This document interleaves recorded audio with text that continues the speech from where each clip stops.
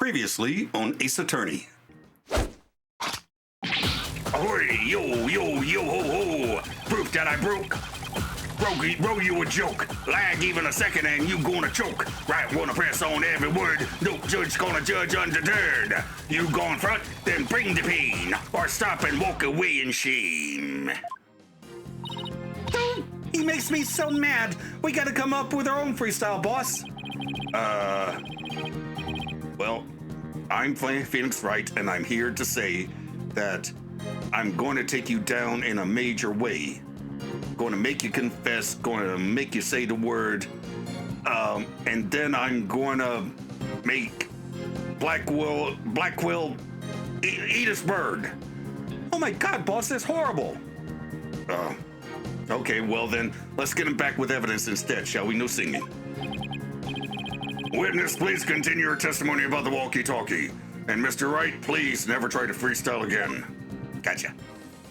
Hello, YouTube. I am Unca Crunk. Welcome back to Ace Attorney.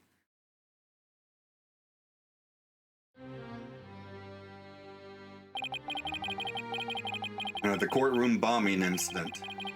A terrible attack launched by the will of a madman. That incident perfectly symbolized the state of the legal world in this dark age of the law. Mr. Wright brought it to a resolution of sorts.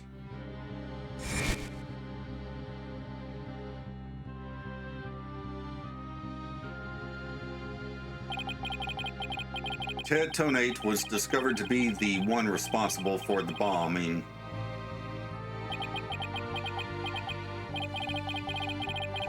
If only it were that simple. Somehow, I can't help but think.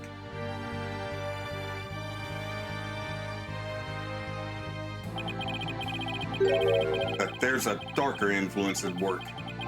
One that's lurking in the shadows, waiting. That's why I want to review the trial that was taking place when the bombing occurred. Oh. After all, there are more than a few personal stakes in it. Episode 4, The Cosmic Turnabout.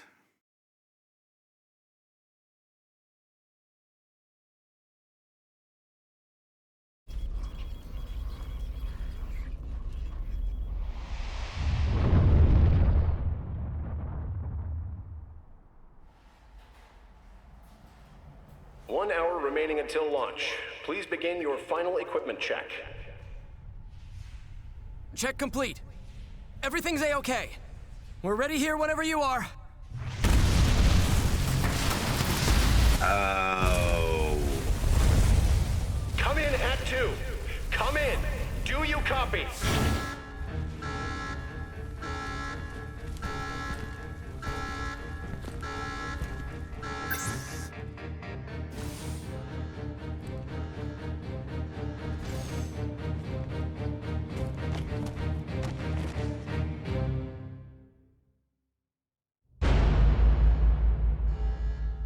What now? So he didn't die from the explosion, he was stabbed. December 16th, 9:12 a.m. District Court, Defendant Lobby, number 5. Time for another trial to begin. This one's different. I'm sorry to bother you, but... Oh, Juniper. Are you all right, Apollo? Was I making a scary face just now? Oh, hi, Juniper. Yes, I'm fine. I was just doing my Course of Steel exercises. Now I'm all ready to go. Yes, knowing you, I'm sure you will be just fine. Oh, I brought you a present from my garden. Is this a lotus root? That's right. My grandma says lotus root is good for your eyes. She even says that if you look through the holes, it can help you see into the future. It's for good luck. Maybe later you can cook it and... thanks for this. I'm going to have some right now. Oh my...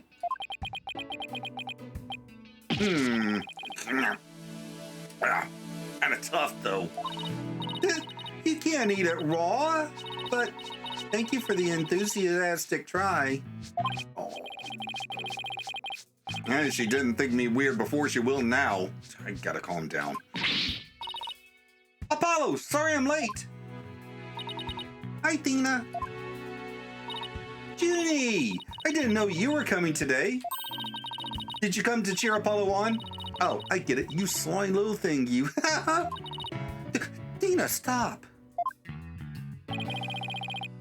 Quit kidding around, Athena. The trial's about to start any second. Is everything all set? Oh, Apollo, when will you ever figure it out? Figure what out?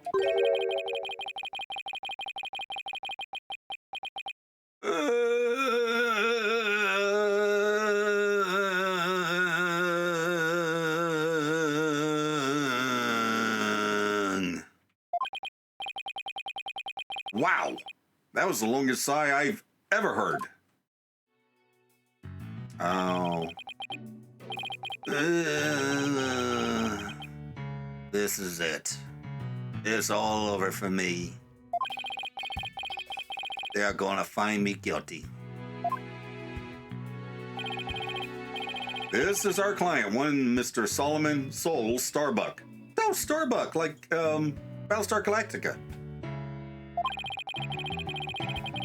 He's a very famous astronaut who happens to be an acquaintance of mine. You wouldn't know it right now, but he's usually a very upbeat and driven person. Scene of the crime this time happened to be the Cosmos Space Center. Back in high school, my best friend and I went there almost a little too much.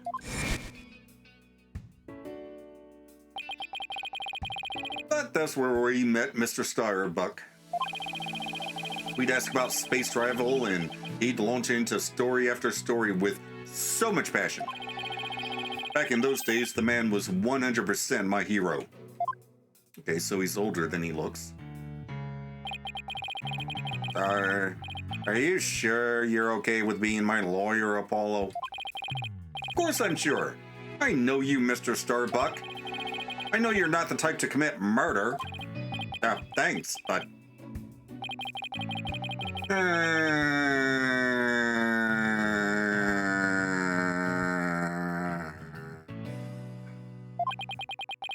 I was supposed to be in space right about now.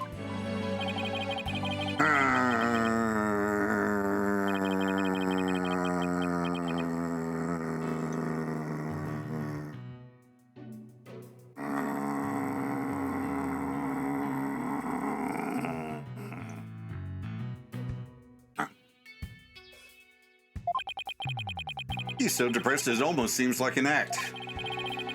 Launch getting called off must have been a huge shock.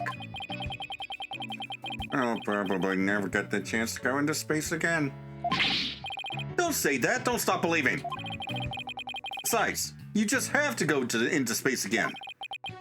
Yeah, I don't think I could face Clay in the afterlife if I just rotted away in a cell. Clay Terran. Can't believe he was murdered. I mean, he was such a promising astronaut under your command. Yeah, he was a good guy. Always there to pick me up when I was down. No one loved life as much as him, that's for sure. He was always so full of energy, telling me, "You're fine, Mr. Starbuck."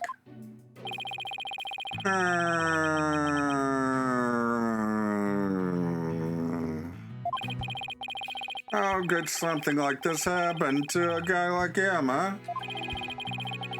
Never seen Mr. Starbuck so down.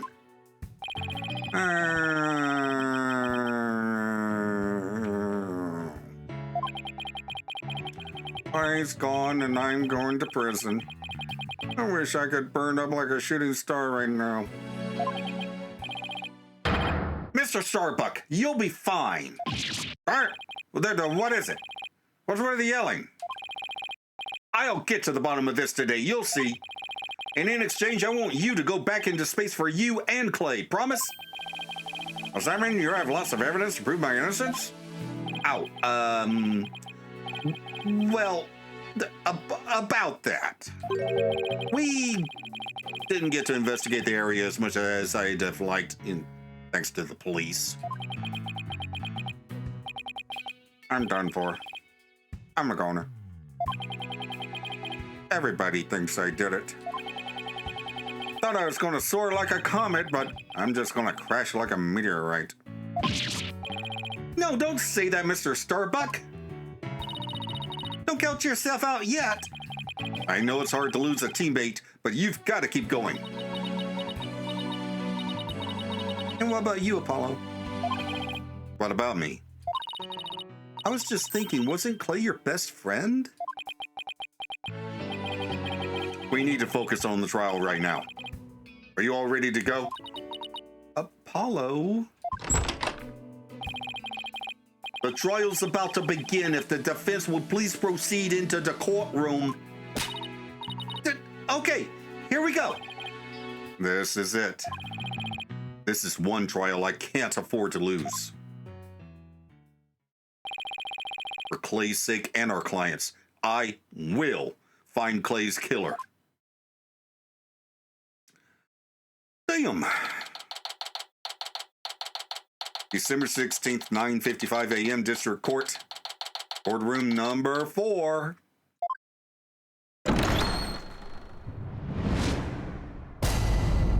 All rise.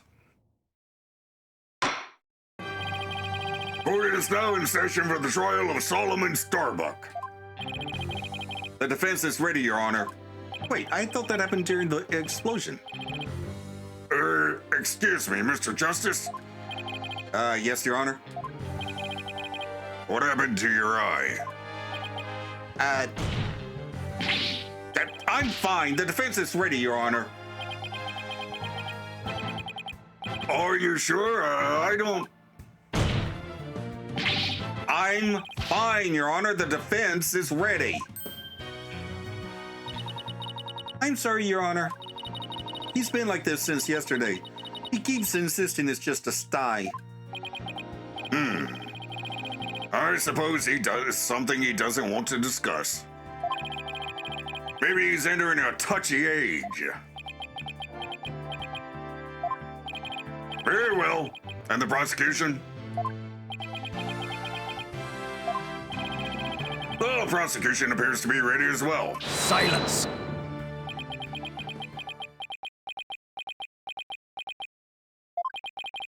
Not yet. I'm not quite ready yet. Ugh.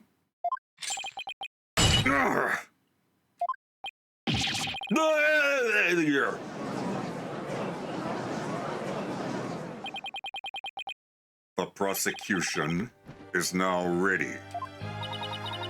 Well, it didn't take him long this time. What's up with Blackwell? No, then. I shall give the opening statement. Silence! I'll do it. You will? Oh, what an unexpected surprise. Must be my birthday. This time I can't leave it to anyone else. I see. Something is off with the two of you today. Yeah, it must be a Thursday. Never could get the hang of Thursdays. You both seem different somehow.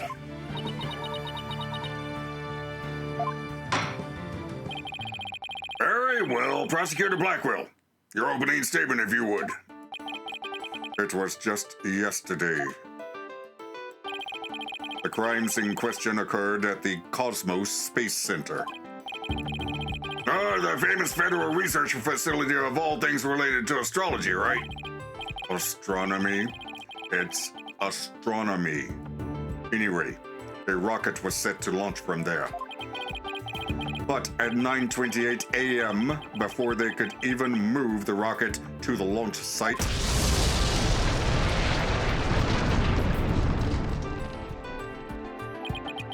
two explosive devices were detonated, and the launch was canceled. My word! 2 bombs? How dreadful. The defendant in today's trial is charged with both the bombing and with murder.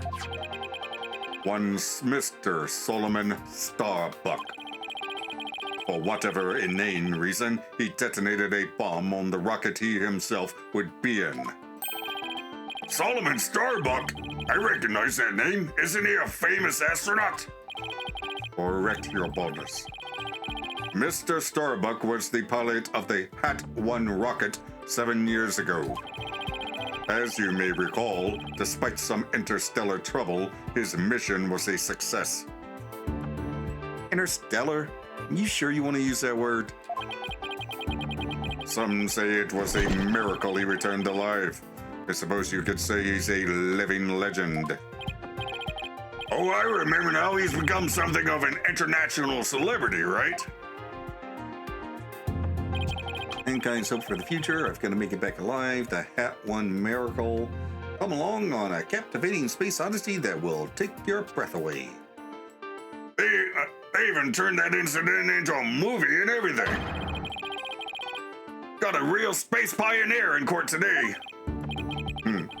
But even heroes tumble from their lofty heights. Returning to the subject at hand.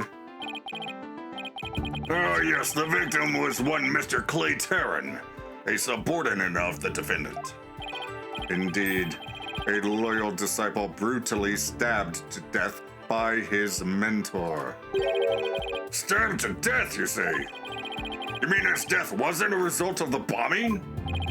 Correct. Despite his lofty dreams, the victim was seen as an interloper by the defendant. And so he was sent not into space, but to the universe which we mortals cannot see. Clay. I think I've heard enough. The case seems pretty clear-cut at this point. However, there is one thing I'm curious about. That metal box next to the witness stand. What purpose does it serve exactly? Since you asked so nicely, it's your coffin. Oh, have mercy on me! I jest. It's evidence. Due to its immense size, we've little choice but to lay it where it rests now. We shall get to the contents of the box in due time. Ugh. Feel like I've just lost 50 years of my life. Does he even have 50 years left? Inner monologue, Athena! Inner monologue! Enough jabbering. Bob Fuller Rice's name and justice we trust. You know, I thought you were going to rhyme that for half a second there. Yeah, but it wouldn't be on brand now, would it? Detective Fulbright. Very well then, please explain the details of this incident to the court if you would. On it. First, take a look at this pamphlet from the Cosmos Space Center. In it, you'll find a diagram outlining the overall layout of the Space Center. Here we are. One more detailed look at what's on the left side of this building. Take a look at this cross-section that we, the police, have created. See the launch pad in the main building? The launch pad is the square building and the rounded structure is the main building, right? You got it. The incidents took place in Launch Pad 1 and in the main building's lounge. I'll be using this diagram during my testimony. It'll make it easier to understand. Okay.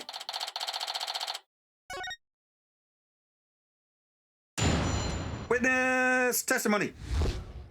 Details of the case. Just before the rocket was set to launch, two bombs went off. Boom! Boom! One on the second floor of the Space Center's main building, and one in Launch Pad 1. Thankfully, only the two astronauts were in Launch Pad 1 at the time. The two of them managed to make it back as far as the boarding lounge. But after the escape, one of the two was found stabbed to death. A murder on top of a bombing. Detective, the victim was already dead by the time you arrived at the lounge, correct? Yep. Thinking he'd sabotaged the bombing, The defendant killed him right there on the rocket. Just look at this tragic photo. Damn. Oh my, is that a knife in the victim's chest? Yes, Your Honor. It's the knife that cruelly ended this young man's dreams. We couldn't get any prints off it, though, because the defendant was in a spacesuit.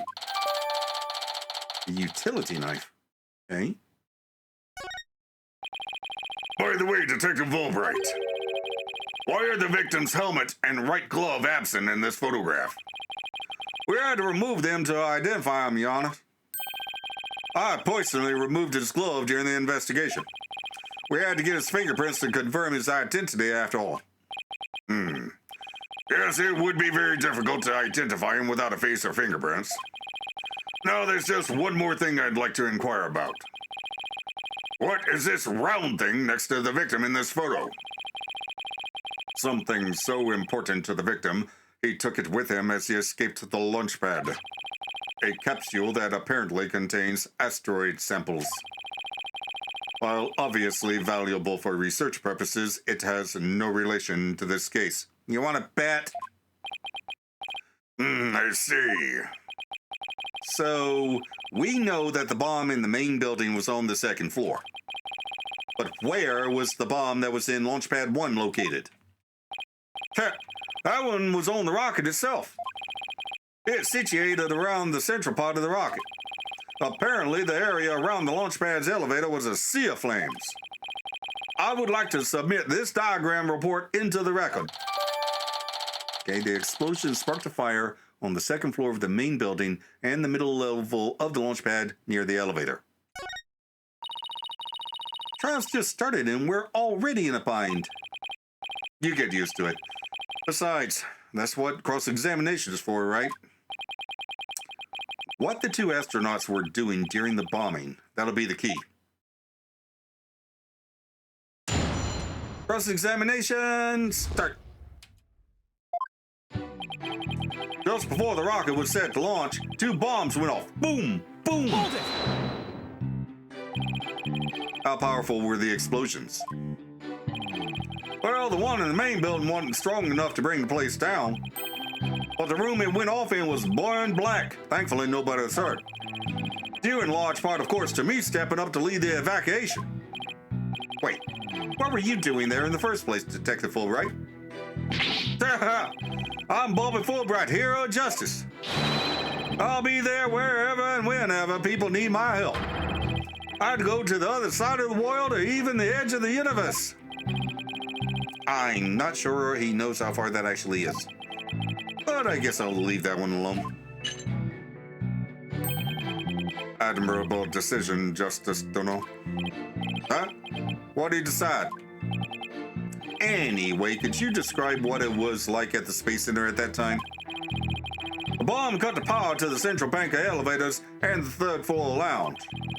It's pitch black in there, I tell you. However, the security cameras and whatnot were running on emergency backup. And how did the evacuation go? I immediately and heroically whisked people down to the Space Center's basement shelter. The basement shelter? Yeah, there's an emergency shelter beneath the Space Center. An emergency shelter, huh? Oh, here it is. It's at the bottom of the diagram. Okay. The Space Center is pretty impressive to have its own shelter.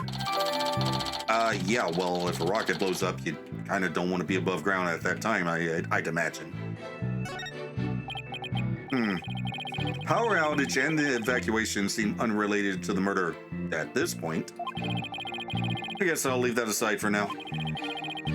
So there were 2 explosions in total, correct? Yep, that's right. One on the second floor of the Space Center's main building, and one in Launchpad 1. Hold it! Let me get this straight. Mr. Starbuck rigged a rocket he was going to board with explosives. Huh? What are you talking about? If the defendant really did plant the bomb on his own rocket, he'd get caught in the explosion as well. Oh, I hadn't thought of that. Fine. A simpleton for a simpleton. Fulbright, the motive. Understood. The defendant actually had astrophobia. Astro what now? What is that? Fear of space, naturally. Just the thought of space can cause the afflicted to freeze up. And so, in his tower, the defendant found a way to stop the launch at the last minute. I'm surrounded by idiots. That's absurd. Unfortunately for you, we have evidence. Take a look at these. What are they? These anti-anxiety tablets were found among the defendant's possessions. Apparently, he has taken them in secret to quell his fears. There were a multitude of problems with the rocket Mr. Starbuck rode 7 years ago. Rumor has it, he threatened to crash a number of times as well. What? That was, of course, very traumatic for Mr. Starbuck. Objection! That doesn't mean he'd go so far as to blow up his own ship. Silence! The defendant couldn't bear to mar his good name, now could he?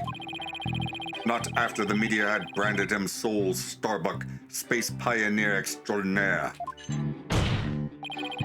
Given these conditions, the defendant could hardly run away like some base mutt. What, so that's why you think he resorted to the bombing? Naturally. He constructed this act of sabotage in an attempt to blow up the Space Center, which would effectively abort the launch but spare his reputation.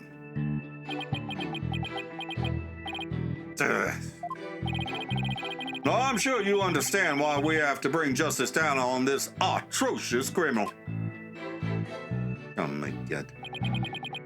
Thankfully, only the two astronauts were in the launch pad 1 at a time. Hold it! Are you sure it was only the two of them? It's just before the spaceship was set to launch, so of course it was only those two. Well, there could have been somebody else inside that rocket. Silence! Or on the launch pad or something. The notion of a third party in Launchpad 1 is utterly absurd. Why? Just to enter the area from the lounge, one must pass through a door guarded by a fingerprint recognition device. Of course. And allow me to state up front that there are precious few with the clearance to do so. Fingerprint recognition device? Sounds as futuristic and complex as the Space Center. Actually, it's not as amazing as you think, Yana. Take a look at this photo. This is the door in the lounge with the fingerprint lock. Only personnel whose fingerprints are registered can pass through. I see. That is very different from what I had in mind. And is there a record of the number of people who passed through that door yesterday? Yeah, there was only 3. The defendant, the victim, and the director of the Space Center, Yuri Cosmos. Then doesn't that mean it's possible that the director is the one who did it? Not a chance. He was in the main building when the bombs exploded at 9:28. You ever hear of a timer? Doing his job directing the launch. Besides having an alibi, he has no motive for committing these senseless acts. Yeah, well, your motive for Starbuck is pretty damn thin itself. But he has a point. I guess the director can't be considered a suspect. For now.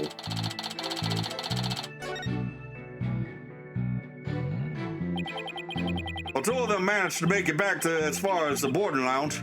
Hold it! So, while it would appear that the pair barely escaped with their lives, in actuality, one of them had already been murdered inside the rocket. That's the angle the prosecution wants to push, correct? You got it.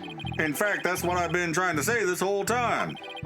If the victim had been alive, he would have for sure tried to stop the bombing. Is there any chance Mr. Terran could have been killed before he boarded the rocket? They were both alive and well aboard in time and embarked under their own power. Their hearts full of hopes and dreams for space. And then both their hopes and dreams were dashed. If I may continue my explanation, after the evacuation order was given, the defendant made his escape carrying the victim to make it look like a rescue. But after the escape, one of the two was found stabbed to death. Hold it! And who was the first to find the victim? Actually, there were two of them.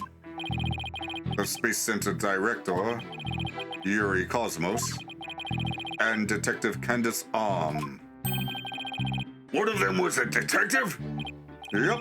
Detective Arm specializes in bombings, you see.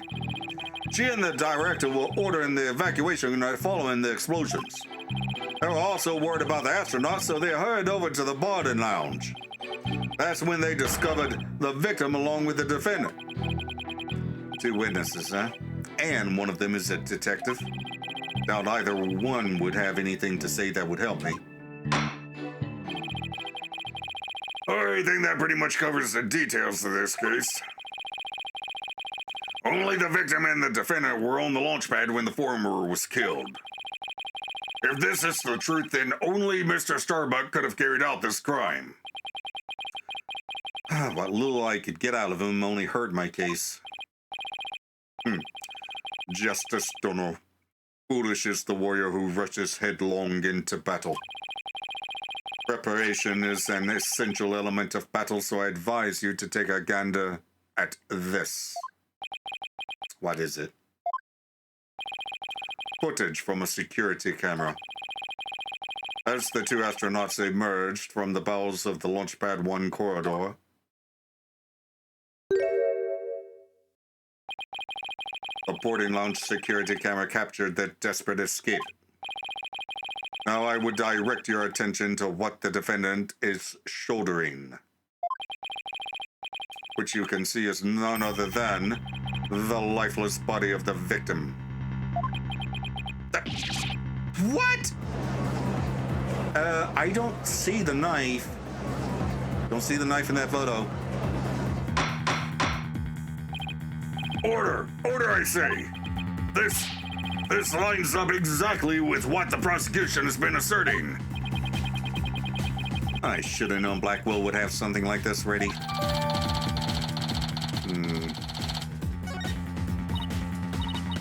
Apollo?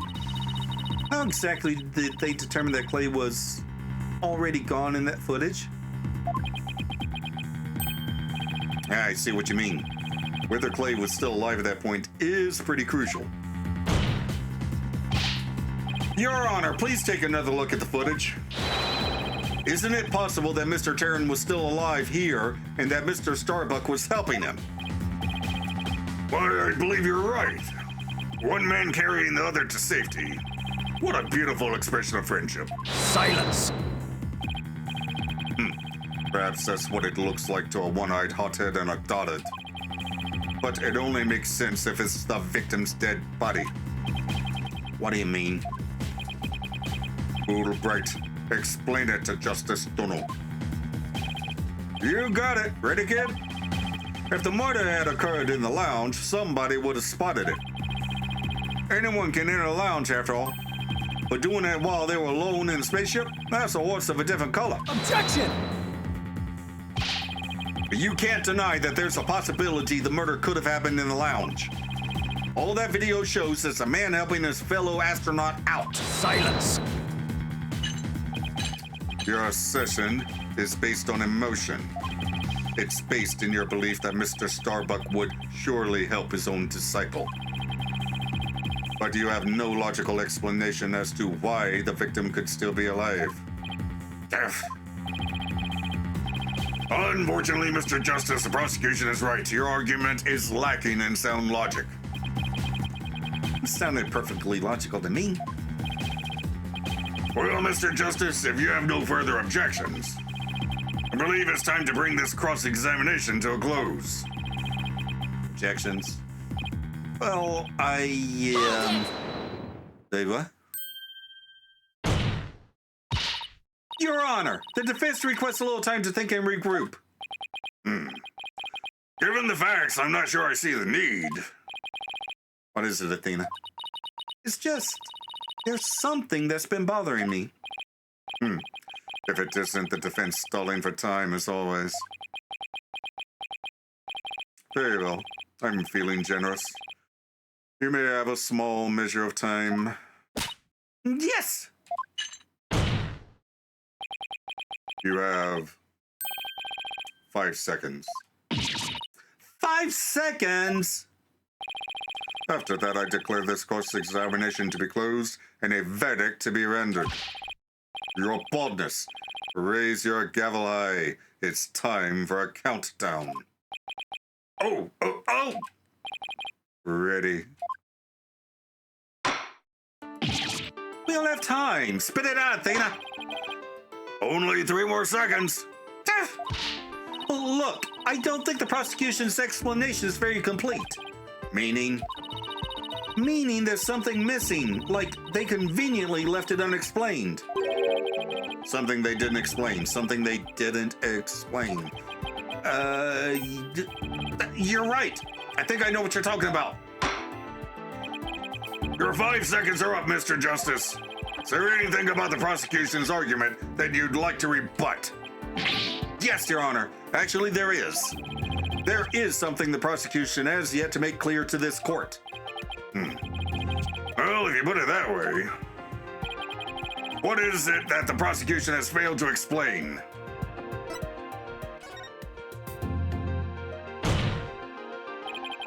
They have failed to explain why Mr. Starbuck would bother bringing the body back at all. If the defendant wanted to kill the victim, why didn't he just leave his body in the rocket? Why go through the trouble of bringing him all the way back to the boarding lounge? Oh, that's true. I don't think we've heard the prosecution's thoughts on that yet. That's because they have none, Your Honor. After all, how does one explain something so illogical? The prosecution is claiming that the defendant moved the victim's dead body. But what if the entire premise of that argument is wrong? And let's hear your theory, Mr. Justice. The defense proposes that the defendant didn't kill the victim, he was helping him.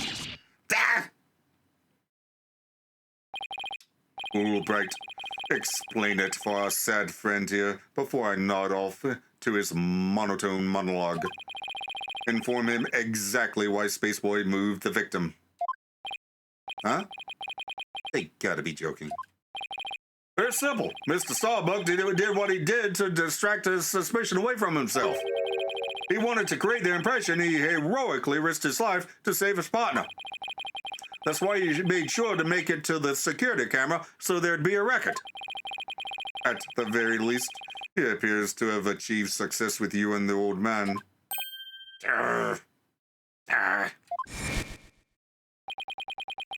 One man carrying the other to safety.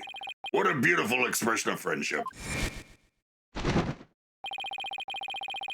The average person wearing a spacesuit weighs easily over 200 pounds.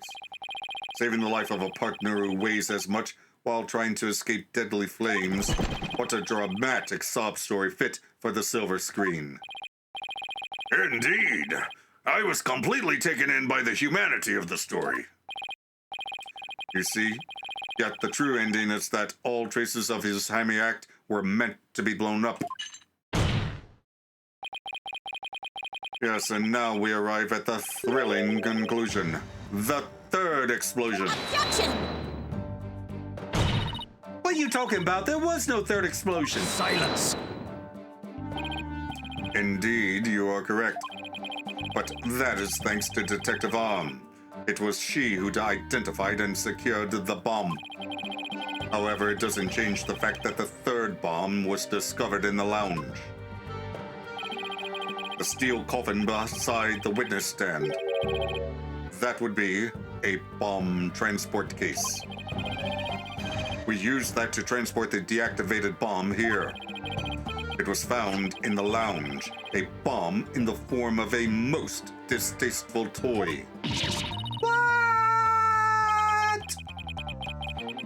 One on the second floor of the main building, one on the launch pad, and one in the lounge. The defendant planned to set off 3 firework displays. Fortunately, the third was discovered before it could be detonated, for had it not, the victim's body and other vital evidence would surely have been immolated. Objection! Ah! Before you utter a word, know that the evidence supports me. It's like he's reading my mind. As it is still undergoing forensic investigation, I do not have the evidence on hand. However, know that a peculiar item was found in one of Mr. Starbuck's pockets. Specifically, a bomb detonation switch. You found what?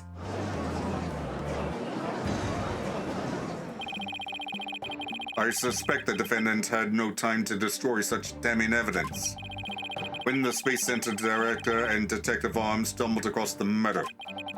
So we thought to hide it in his pocket. Evil-brained that he is. No!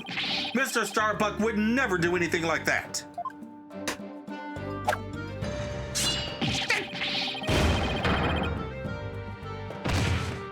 What? Justice, don't open your eyes and see the truth. This appears to be irrefutable evidence that the accused set off the explosions. No! There has to be some kind of mistake. This can't be the truth. Still can't accept it? You'll believe in your client come what may? Then why don't you cross-examine the defendant himself? This has gotta be a trap. It's like Blackwell's controlling the entire game. Yeah. Seems like he was waiting for me to bring up the body moving issue. Why do you say that? Because he had just the right argument when I pointed it out. And to really rub it in, he had a decisive piece of evidence up his sleeve, too. He was trying to shake my faith in Mr. Starbuck and break me down. And making you cross-examine Mr. Starbuck at this point was part of his plan, too? Totally underhanded. I wouldn't expect anything less from him. Now let us hear from the arch-villain, the fiendish murderer himself, famed astronaut Solomon Starbuck. In the next episode, do the outro!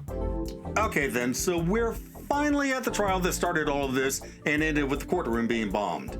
I assume we'll get to a verdict before the explosion, but I guess I can't be entirely certain of that.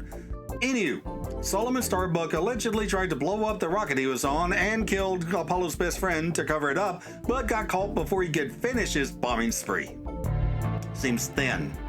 Also, lots of people have anxiety about lots of different things. Even if Starbuck's anxiety is linked to space travel, that's not much of a motive to do all the nonsense that I just rattled off. Granted, proving any of this without a proper investigation just isn't going to happen. So we'll have to get as much information out of our defendant as we can while doing this little damage to our case as possible. In the meantime, up here's a playlist of my Persona 3 Portable playthrough, and down here's a video that YouTube recommends. Like, comment, and subscribe, and I'll see you in the next video. Bye!